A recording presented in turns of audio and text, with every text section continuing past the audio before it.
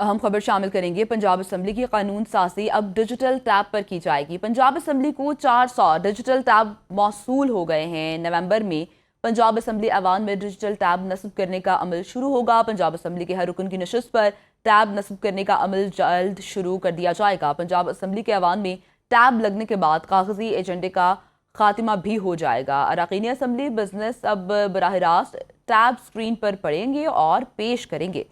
Punjab assembly की कानून साजी अब डिजिटल टैब पर की जाएगी। डिटेल्स जान लेते हैं सुहेल अब्बास बलोच से। सुहेल, कहिएगा, ये खुशगवार तब्दीली है, तफसीलात क्या हैं इसकी? जी बिल्कुल, पंजाब असम्बली की कानून साजी अब डिजिटल टैब पर की जाएगी और पंजाब असम्बली को 400 डिजिटल टैब जो हैं वो वसूल हो गए हैं।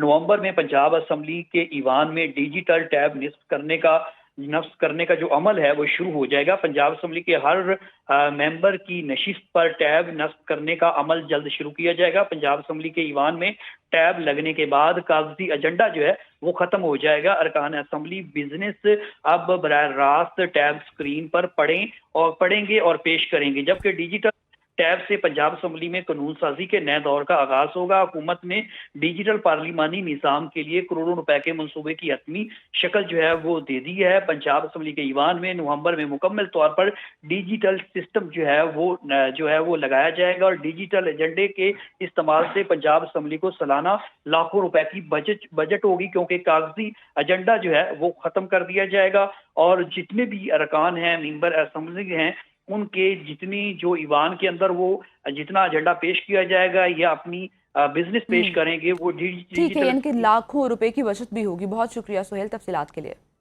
सुप्रीम कोर्ट में 26वीं आईनी तरमीम के खिलाफ दरख्वास्तों पर समाअत हुई है। जस्टिस अमीनुद्दीन खान की सरबराही में 8 रुकनी आईनी बेंच समाअत कर चुका है। बेंच में Justice Jamal Mandokhel, Justice Mohammad Ali Mazhar, Justice Ayesha Malik शामिल हैं। Justice Hasan Azhar Rizvi, Justice Musarrat Hilali, Justice Naeem Afghan, Justice Shahid Bilal भी बेंच का हिस्सा हैं। अदालत ने 26वीं आईनी तरमीम के खिलाफ दरख्वास्तों पर समाअत कल 11:30 बजे तक मुलतवी कर दी है। मजीद केस का अहवाल जानते हैं नुमाइंदा सुनो न्यूज़ आमिर बलोच से। जी आमिर, कल तक मुलतवी कर दी गई है समाअत।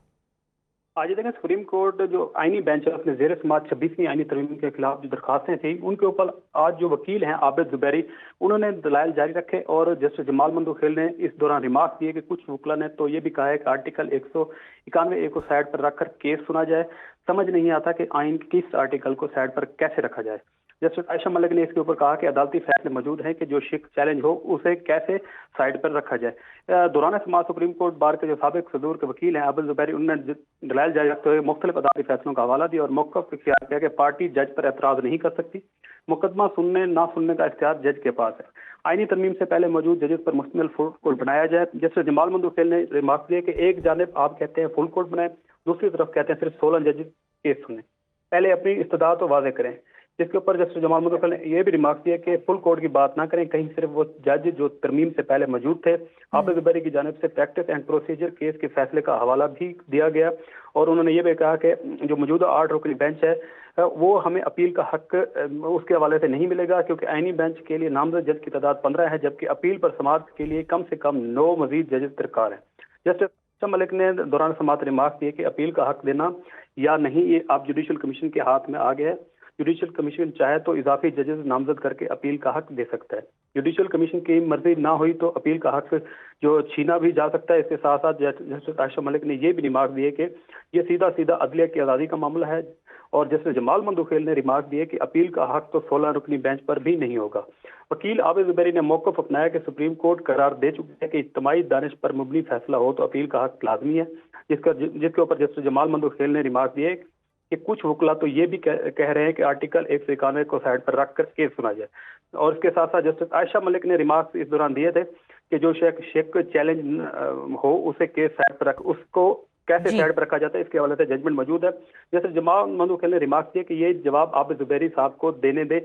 इस हवाले से जो जजेस हैं, जजेस के दरमियान लोग जो ठीक है आमिर बलोच, बहुत शुक्रिया तफसीलात के लिए।